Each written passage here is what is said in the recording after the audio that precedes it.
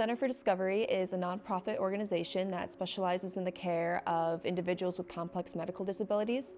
They provide medical and educational services for behaviorally and medically complex individuals. Interning at the Center for Discovery came from a very personal place in my heart. A member of my extended family has severe autism, and one thing that I saw that improved his cognitive function was building nutritious meals. This summer, I worked in the Department of Nourishment Arts, which is called the DNA, and it was a very unique experience because I got to work on the farm where they grew all the food, in the kitchen where they prepped the meals, and then alongside the dietitians who created the diets for the residents living there. One of the biggest lessons I learned this summer is that healthy nutrition doesn't need to be overcomplicated. This is an especially important lesson for young children to learn. I really enjoyed working with the kids this summer, making fun and simple recipes using produce from the farm. A lot of individuals with complex conditions are food averse, so taking care of the fresh produce, preparing the food, and eating the food that they make can help them overcome their fears.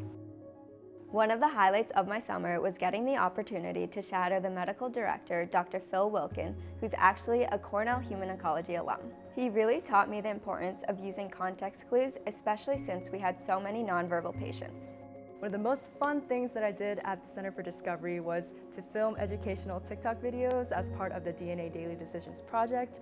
And one of my most favorite videos is called Stay Single, which is a play on words on making sure that your meal is very whole foods based.